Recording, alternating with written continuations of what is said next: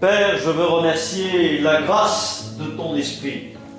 La grâce de ton esprit de pouvoir prêcher ta parole en esprit et en vérité. Il est une grâce d'avoir cet esprit. Il est une grâce de recevoir ton esprit.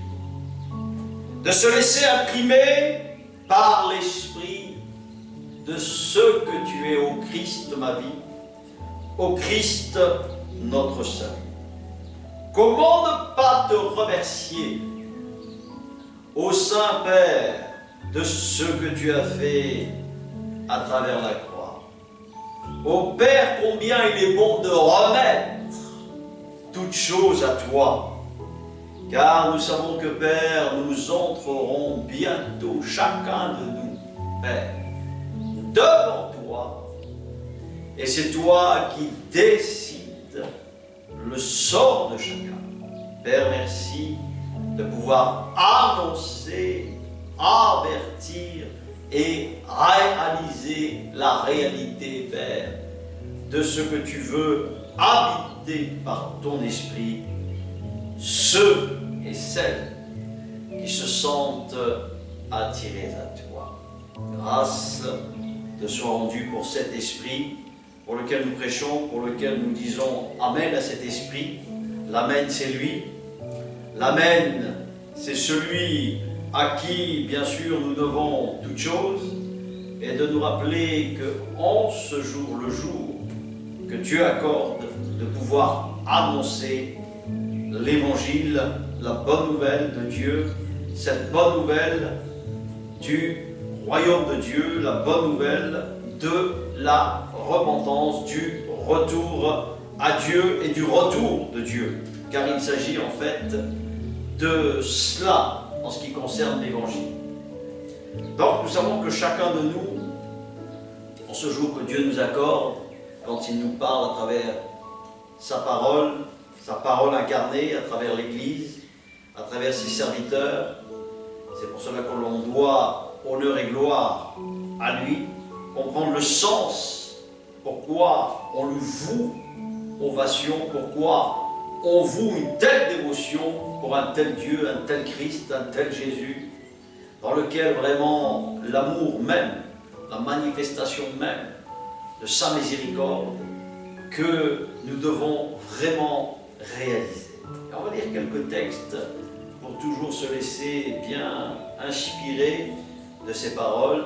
Et aujourd'hui, on va parler d'un thème qui est « Qu'est-ce que le péché et à quoi sert le salut ?» Pourquoi Jésus nous prêche le royaume de Dieu, pourquoi Jésus nous prêche la repentance et que l'Église prêche, bien sûr, véritable Église, repentance, royaume de Dieu. Qu'est-ce qu'il s'ensuit, bien sûr, au travers de tout ça? Donc, pour prêcher le péché, il faut bien évidemment être audacieux par l'Esprit de Dieu et être en accord vis-à-vis de Dieu et vis-à-vis de ses semblables, vis-à-vis de son prochain. Donc je vais prendre un texte qui est Romains 2, dans la parole de Dieu, Romains 2. Qui que tu sois, homme, toi qui juges, tu es donc inexcusable.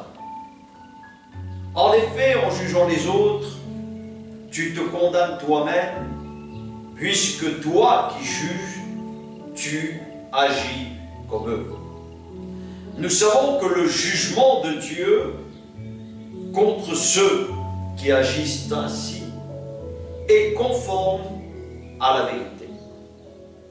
Et penses-tu, toi qui juges les autres, de tels actes, et qu'il les fait aussi, que tu échapperas au jugement de Dieu?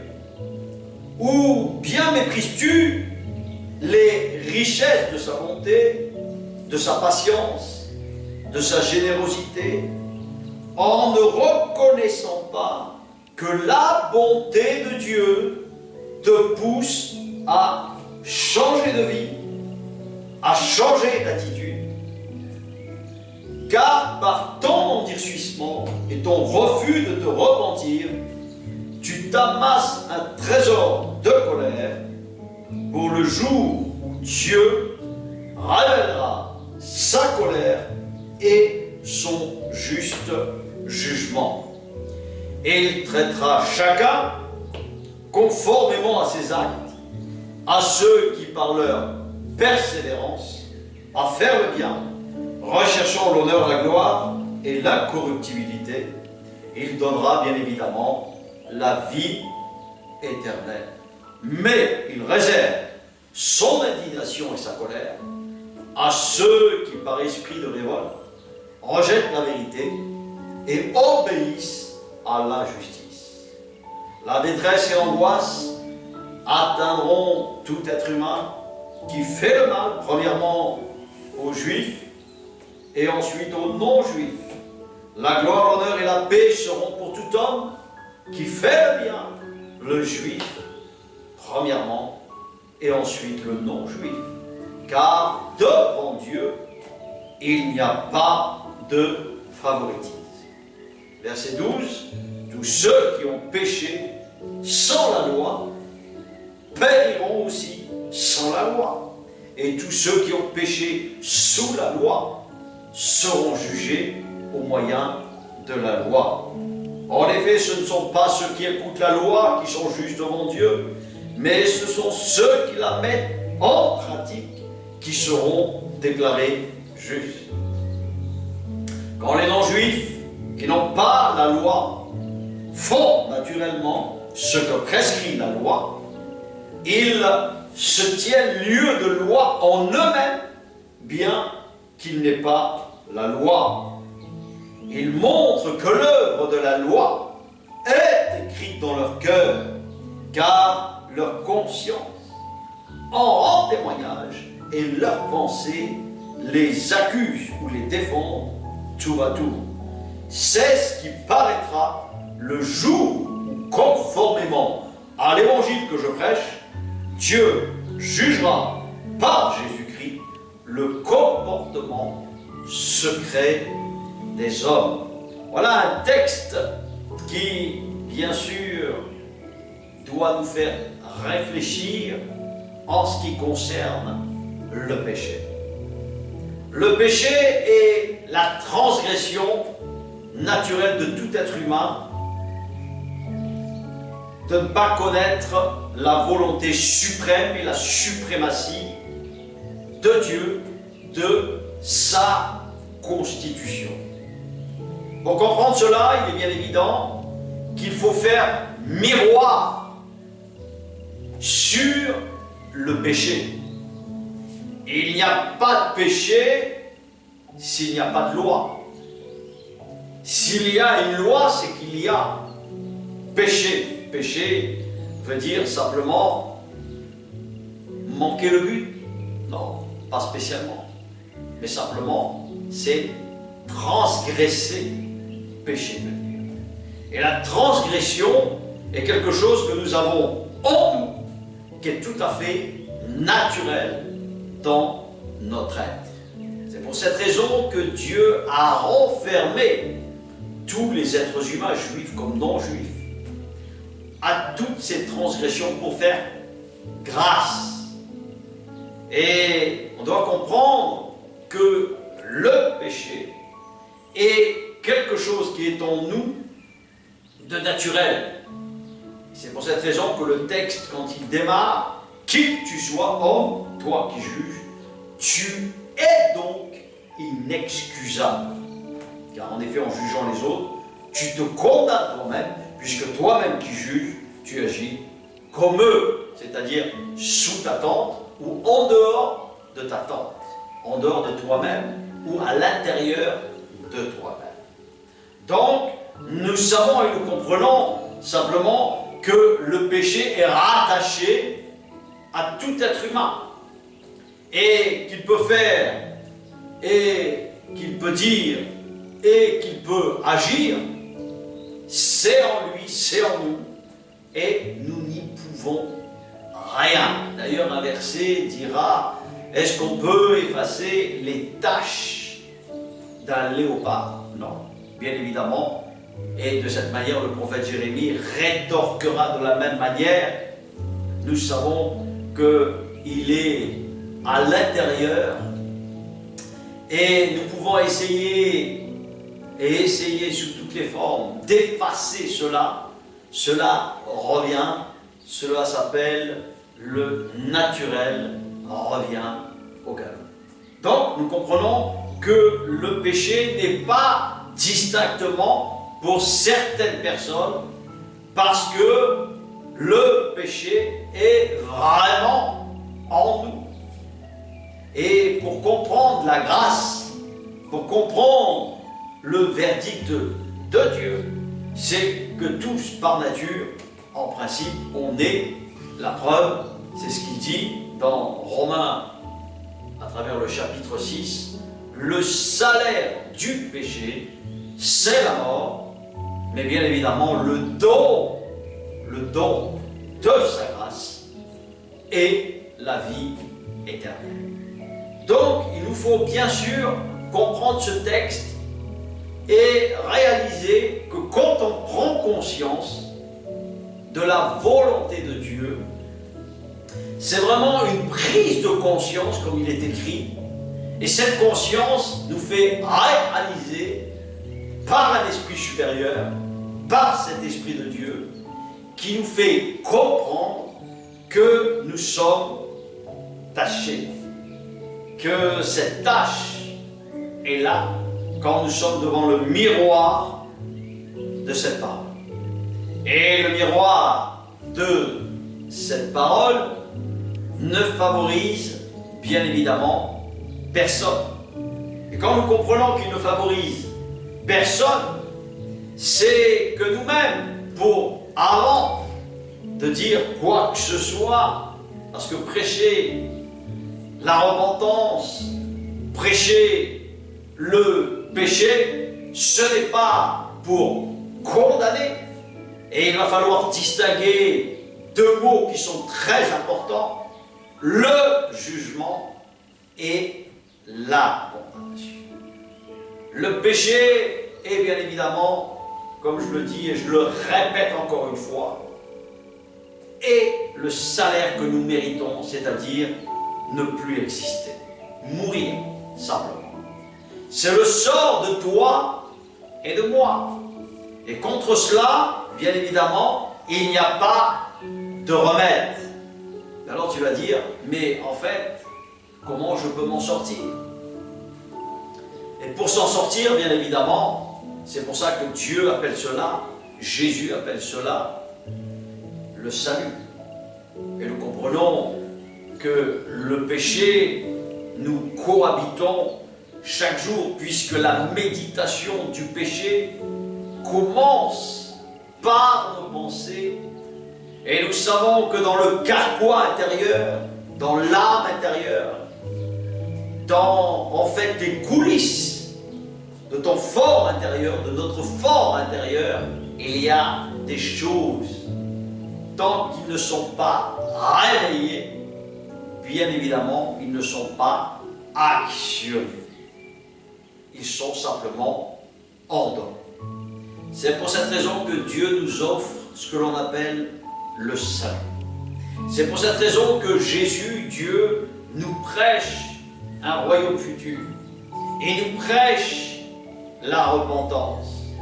Et nous savons que tous les jours, nous transgressons. On enfreint, bien évidemment, des lois spirituelles. Et ces lois spirituelles nous amènent toujours aux mêmes choses. C'est-à-dire à se poser des questions pour être éveillé de ce qu'est vraiment la nature, de ma nature, le péché. Et pour s'en sortir, il est évident qu'il nous faut cette grâce de cet esprit. La grâce du Saint des Saints. La grâce de comprendre la repentance. La grâce de réaliser que par moi-même, jamais je n'y arriverai. Jamais je plairai à Dieu.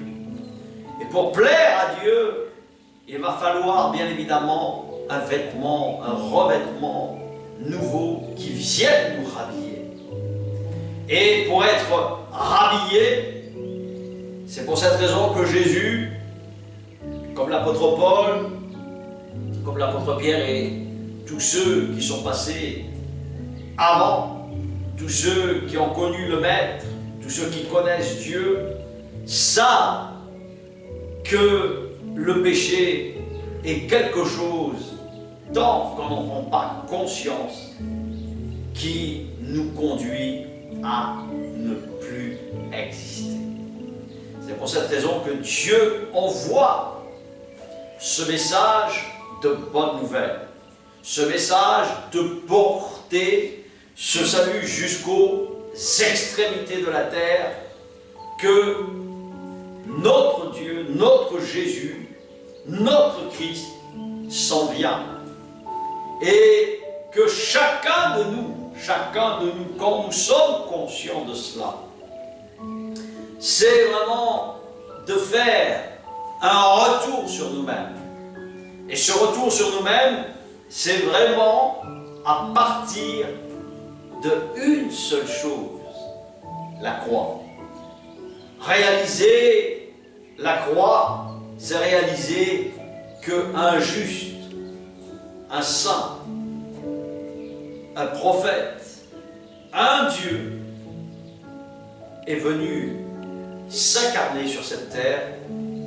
Et en venant s'incarner sur cette terre, il a fait quelque chose que aucun être humain n'est capable de faire, c'est-à-dire lâcher sa grande gloire, descendre du ciel de gloire, un ciel qui est inaccessible, un ciel bien évidemment qui n'appartient qu'à Dieu, qu'à lui, dans lequel il a créé toutes choses parfaites, et dans lequel, bien évidemment, on comprend que quand on prêche cela, c'est pour cette raison que quand il dit dans sa prière, voici comment vous devez prier, dites notre Père, qui est aux cieux, que ton nom soit sanctifié, pour que ton règne vienne, pour que ton royaume vienne. Et en fait, on doit comprendre que le péché altère. Nous savons que, en tant qu'être humain, nous faisons des choses qui sont terribles. La terre est remplie de choses terribles. Mais avant que la terre soit remplie de choses terribles, il faut quand même comprendre que, en tant qu'être humain, tout être humain, quel qu'il soit, est rempli, et s'il veut reconnaître, si on a cette réalité en nous-mêmes, de nous regarder devant le miroir de ce que nous venons de lire, nous comprenons que quand on juge, quand on porte un jugement, de manière inconsciente, on porte un jugement sans se rendre compte qui nous condamne. La raison, elle est simple. Elle n'est pas très compliquée. Le problème, c'est toujours le même, c'est l'interprétation de l'information, l'interprétation des mots, l'incompréhension des relations humaines entre les uns et les autres, les montagnes d'incompréhension qui nous séparent. Et Dieu, dans son amour, a fait une chose incroyable pour pouvoir réconcilier un homme avec Dieu et avec son semblable, parce qu'il s'agit de cela, bien évidemment. Il s'agit de connaître, d'aimer Dieu comme d'aimer son semblable, et de comprendre la réalité de l'esprit de ses commandements, l'esprit de ce qu'il est, pour pouvoir laisser cet esprit nous convaincre de péché.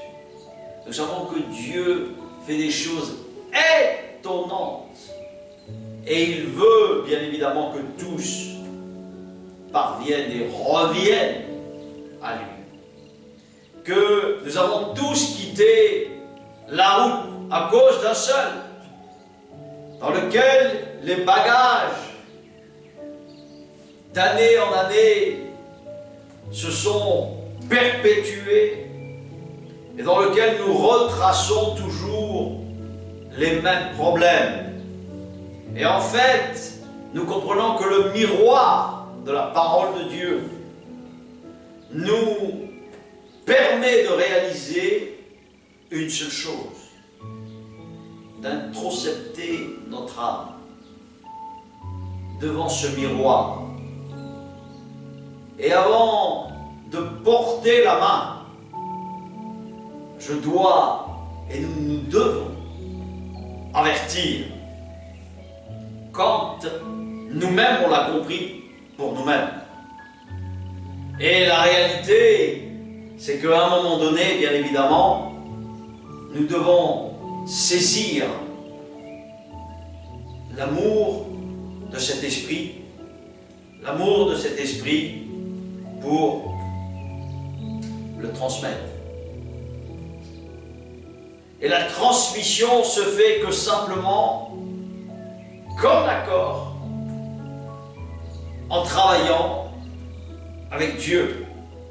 C'est pour cette raison que quand le texte commence sans Dieu, il finit sans Dieu. Il doit commencer avec son auteur et il doit finir avec son auteur. Jésus, Dieu lui-même, par son esprit qui convainc. Et le péché est la conviction que je suis, bien évidemment, détenteur d'un germe, d'une maladie, d'un virus qui me tue. Mais si malheureusement nous ne reconnaissons pas cela, c'est, on va dire, manquer vraiment le but essentiel de la vie. Parce qu'il est évident que nous sommes sur la terre pour connaître Dieu. Nous sommes sur la terre pour comprendre que nous renaîtrons, que nous reviendrons, bien évidemment, à la vie. Et la vie est une grâce. La vie est un don. C'est pour cette raison que quand il dit dans ce texte, le salaire du péché c'est la mort, mais le don gratuit, c'est la vie future, certainement même éternelle. Donc, la conviction de péché, être convaincu de péché, c'est ce que Jésus nous explique. Et comme nous venons de le lire dans ce texte, c'est de changer et de gémir en nous-mêmes, de soupirer en nous-mêmes un revêtement nouveau. Je sais qu'en moi, rien ne peut plaire à mon Dieu. Je sais que ce sacrifice de la croix n'est pas anodin. Je sais que ce sacrifice me permet de comprendre l'amour qu'il a eu pour moi. Et comprendre l'amour qu'il a eu pour moi, c'est me redonner une espérance. C'est la première chose, bien évidemment, que Dieu nous donnera quand il dit le salaire du péché, c'est la mort. Mais le don gratuit de Dieu, c'est la vie éternelle à jamais. Donc nous devons comprendre cette réalité de cet esprit qui convainc. Quand la parole est prêchée, évangélisée, évangéliser veut dire prêcher, veut dire porter ce message, afin que chacun se sente concerné. Mais Dieu a permis de renfermer tous les êtres humains dans cette désobéissance. Quand nous regardons ces lois, ces commandements, et nous savons que les 10 principaux, et nous savons que les 603 autres qui étaient à travers le rituel, à travers les cérémonies qui étaient au travers du temple à Jérusalem, n'était que simplement qu'une honte à venir de celui qui est capable et qui a été capable et qui est l'instigateur, le signataire, l'auteur du descriptif et surtout des plans qu'il avait déjà dessinés et qu'il nous a montré sa gloire à travers le temple de Jérusalem. Et il se représente comme ce temple. Il se représente lui-même en disant « Détruisez ce temple et je le rebâtirai en 3 jours ». Dieu, Jésus, est extraordinaire dans les énigmes comme dans les paraboles, toujours pour qu'on réfléchisse, toujours pour qu'on rentre en nous-mêmes et pour que vraiment on se dise vraiment qui je suis pour porter une condamnation. Parce que le texte, dans la réalité de Romains 2, dans les traductions comme dans les interprétations, si on va à l'origine des mots, comme je le dis très souvent, on comprend qu'en fait, nous condamnons, nous portons une condamnation pour ceux et pour celles, bien évidemment, qui font des choses ou, bien évidemment, des choses qui nous paraissent incompréhensibles. Et, bien évidemment, qu'il faut porter un jugement, mais pas une condamnation. Et nous savons que chaque être humain a cette fâcheuse manie de porter très facilement des condamnations. Et prendre ces 2 mots, jugement et condamnation, dans l'interprétation que chacun peut se faire, si on y réfléchit très sérieusement, et ce que je dis jusqu'à présent, c'est pas compliqué à comprendre. Nous sommes tous des condamnés à mort. Donc à partir de là, un condamné à mort qui condamne un autre condamné à mort est un verdict grave. Pourquoi? Parce que simplement il nous manque la capacité de l'Esprit de Dieu, la capacité de compréhension de Dieu. Et cette capacité de compréhension de l'Esprit de Dieu nous permet plus un jugement objectif quand nous en sommes habités. Mais le jugement n'est pas une condamnation absolue. C'est pour ça que je prends ces 2 mots, parce qu'à travers le péché, on a très facilement dans les traductions ou même dans les conversations une condamnation, bien évidemment, envers nos semblables absolue. Mais Dieu ne parle pas ainsi. Parce que Dieu, dans sa grâce, quand on a cet esprit, on a un jugement global de ce que je suis, de ce que je peux être, de ce que je peux faire. Mais quand on se sent au fond de soi-même, par orgueil, ou simplement par personne remplie de soi-même,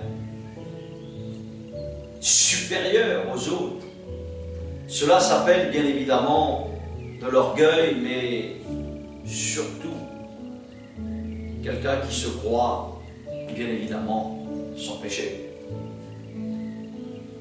Et l'orgueil du péché, le péché de l'orgueil, c'est tellement subtil qu'on ne réalise pas ce mot de condamner très facilement.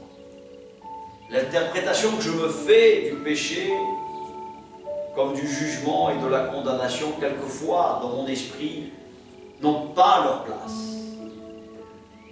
Et en fait, pour prendre ces 2 mots, jugement et condamnation, c'est simplement ce qui qui est à l'origine le péché. Seul Dieu, quand il dit « craignez plutôt celui qui a le pouvoir de vous exterminer », c'est-à-dire Dieu. Parce que lui seul entre en jugement avec toute la terre. Lui seul, bien évidemment, a la possibilité de condamner. Mais le jugement est une instruction. Le jugement est un avertissement. Et Dieu ne fait que avertir chaque être humain, chaque livre de vie. Parce que nous sommes chacun, tous, un livre de vie. Une personnalité, une exclusivité de vie. Mais nous devons surtout réaliser que cette exclusivité, cette grâce particulière de vie doit nous amener, quand nous entendons sa parole à travers ses serviteurs, quand nous incarnons cette parole, quand l'Église, la famille de Dieu, la communauté des saints, qui prie pour chacun de nous, qui, bien sûr, permet de prendre conscience du péché, nous amène à une chose, à vraiment changer de revêtement. Mais pour changer de revêtement, il faut encore croire que Dieu existe. Il faut encore croire que son esprit travaille à travers son peuple, à travers ses saints serviteurs, qui annoncent cette nouvelle, mais qui s'ensuit d'une espérance, d'un retour de Christ. Et le message est vraiment centré sur deux points culminants. Le péché, le retour de Dieu, le retour, en fait, de celui qui est le roi. Mais cette préparation demande simplement en nous-mêmes, et ça, nous le disons à chaque fois, je le dis à chaque fois, un travail. Par la suite, quand j'ai compris ce qu'est le péché. Et les textes, quand nous les lisons, verset 12 toujours du chapitre Romain, tous ceux qui ont péché sans la loi périront aussi sans la loi. Et tous ceux qui ont péché sous la loi seront jugés au moyen de la loi. Et là, on voit un texte aussi qui est puissant. Quand ceux qui ne sont pas juifs, qui n'ont pas la loi, font naturellement ce que prescrit la loi. Ils se tiennent lieu de loi à eux-mêmes, bien qu'ils n'aient pas la loi. Donc ils montrent, le texte dit, que l'œuvre de la loi est écrite dans leur cœur, car leur conscience en rend témoignage et leurs pensées les accusent, ou bien évidemment les défendre. C'est ce qui paraîtra le jour, conformément à l'évangile que je prêche, Dieu jugera par Jésus-Christ le comportement secret des hommes. En fait, nous comprenons que Dieu jugera un croyant comme un croyant.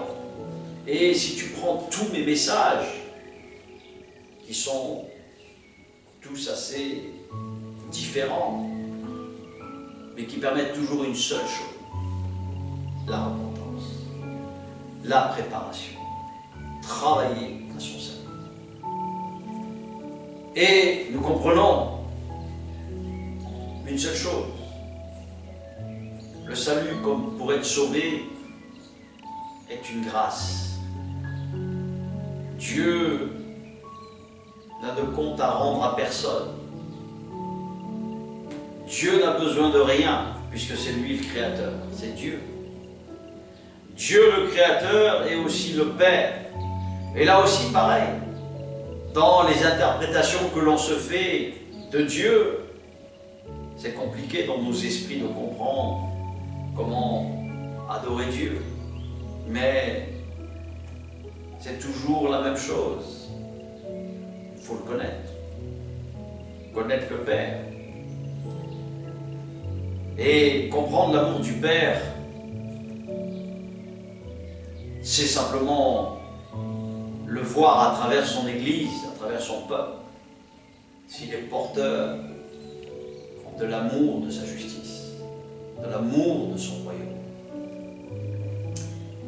C'est pour cette raison qu'avant même de porter une condamnation, est-ce que déjà moi-même, charité bien ordonnée commence par soi, est-ce que déjà moi-même je me sanctifie tous les jours? Est-ce que déjà moi-même je me lave tous les jours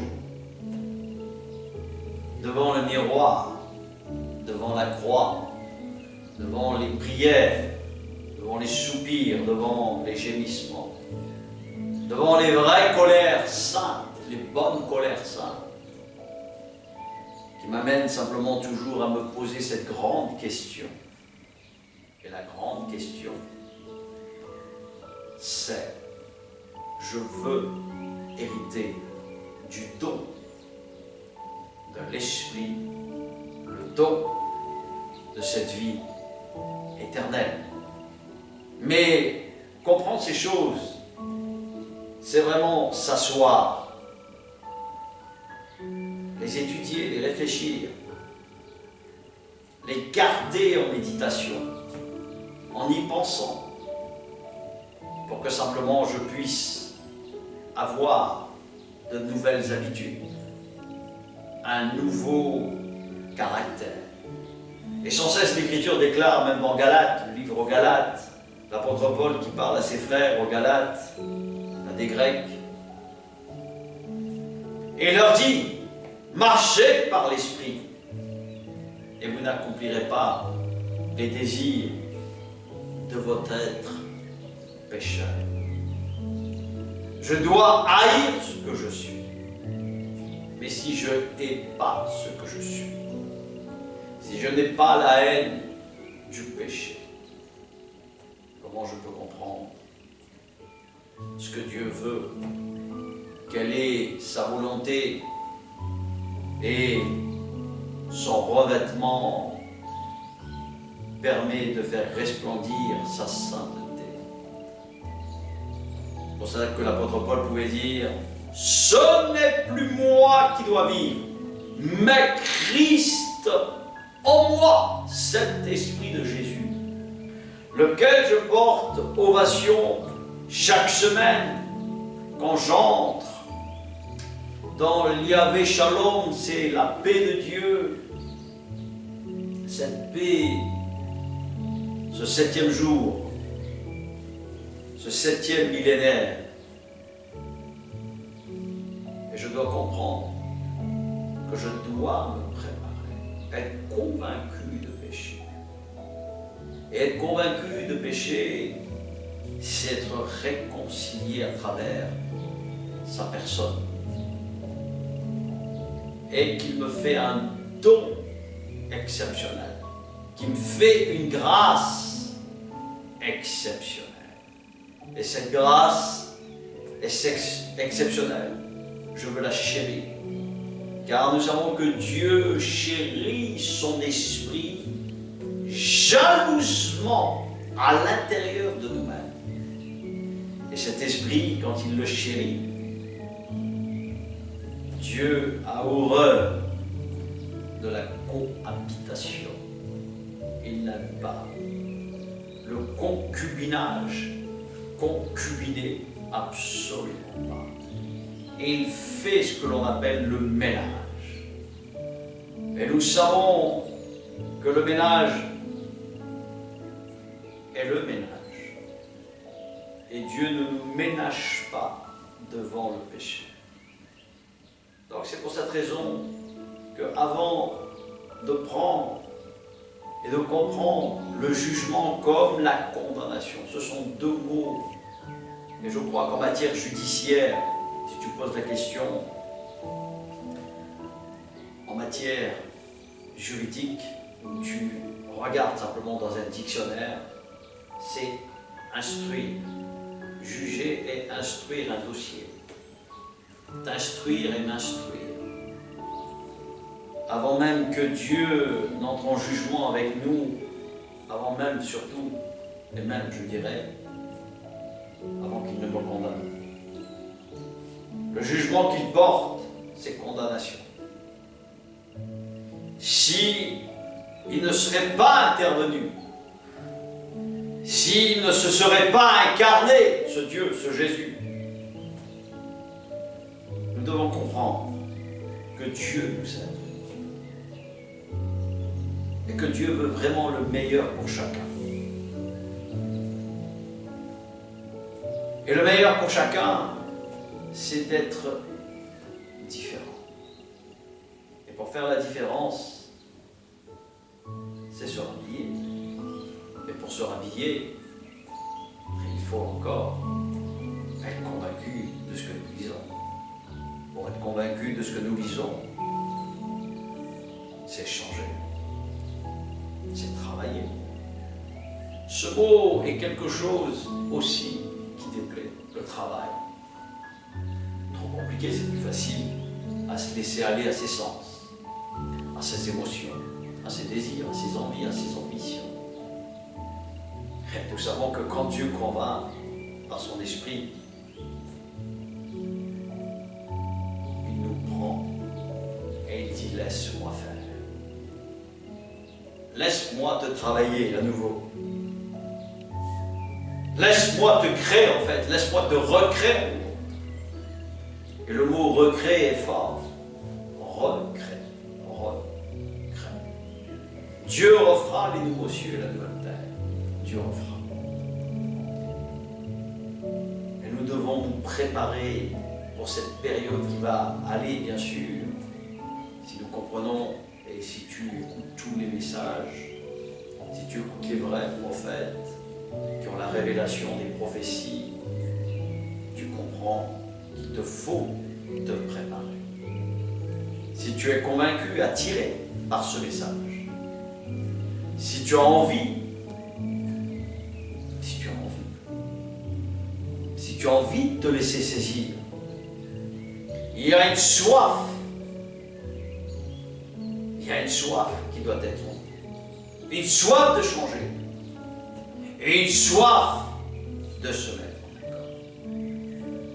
Et nous savons que quand nous entrons dans sa présence, il y a une espèce de jeûne spirituel qui commence à se faire. Et ce jeûne spirituel vraiment nous amène un temps à nous nettoyer, à vraiment pleurer sur nous-mêmes. C'est quand je pleure sur moi que je commence vraiment à comprendre ce qu'est vraiment le péché. Comment je peux me détruire et comment je peux détruire mon semblable. Et les commandements de Dieu sont quelque chose de bon pour la vie. C'est son amour. Quand il me dit d'honorer, quand il me demande de l'aimer, quand il me demande de pardonner, quand il me demande d'honorer son jour, quand il me demande de ne pas tuer, de ne pas voler, de ne pas mentir, de ne pas convoiter. Toutes ces choses, elles doivent nous repasser en revue à l'intérieur de nous-mêmes. Et quand elles passent en revue à l'intérieur de nous-mêmes, elles nous amènent tôt ou tard à être différents, à désirer le véritable revêtement de Dieu, de Jésus, le modèle parfait. Chaque semaine, je cours dans sa maison. Chaque semaine, j'aime être dans sa présence. C'est une présence qui me donne vraiment l'avant-goût de son retour. L'avant-goût d'un paradis, de tout ce qu'il a créé de manière si parfaite. Tout est si parfait, tout est si beau. C'est pour cette raison que le psalmiste, comme David et comme Salomon, comme Moïse, comme Abraham, avait l'appréciation de tout ce qu'il avait créé. Pour nous aussi, pour sa gloire, mais pour nous aussi. Il nous a placés sur cette terre pour se réjouir. Il nous a placés en Éden, pas pour nous placer en Éden, mais il nous a placés en Éden pour nous rappeler une seule chose, de nous réjouir de tout ce qu'il a créé pour notre bonheur. Quand je regarde les mers, quand je regarde les étoiles, quand je regarde les montagnes, quand je regarde tout ce qu'il a créé,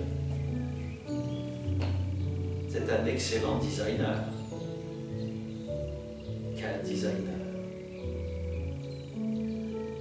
Et la reconnaissance est quelque chose de capital.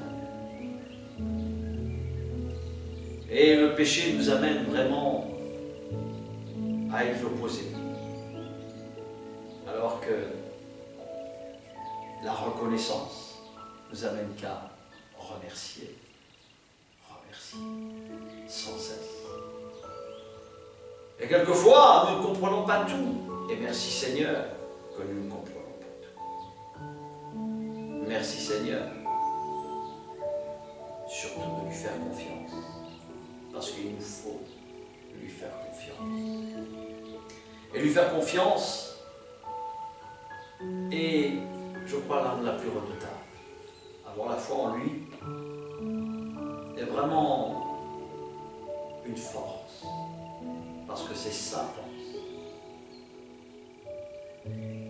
et sa foi. D'ailleurs, il y a toujours trois mots qui reviennent: la foi, l'amour et l'espérance. Et chaque prédication, chaque homme de Dieu, chaque église de Dieu, a prêché ces trois choses. Et d'être heureux bientôt que le royaume de Dieu vienne. D'être heureux que la seule théocratie politique parfaite, c'est celle de Dieu et pas d'autre. Nous devons nous préparer. Et se préparer est capital. Réaliser le péché, c'est grave. Et à la fois, ce n'est pas grave. Pourquoi ce n'est pas grave? Parce qu'il y a une source de salut. Il y a une porte de sortie, comme il y a un passeport. Un passeport. Un laissez-passer. Jésus. C'est lui le modèle. C'est lui à qui nous devons un culte chaque semaine. Comme cela que l'on est attesté par une attestation inaltérable de quel royaume j'appartiens. Mon royaume n'est pas de ce monde. Et tout ce qu'il dit est compréhensible. Tout ce que dit Jésus. Mon royaume n'est pas de ce monde. Si j'aurais voulu combattre, je pourrais faire intervenir une armée d'anges. C'est ce qui se passera bientôt quand il revient. Cette fois-ci en tant que roi. Et en tant que juge. Et oui. Mais un jugement devant lui sans être revêtu de sa personne, sans faire ce qu'il nous demande, est une condamnation.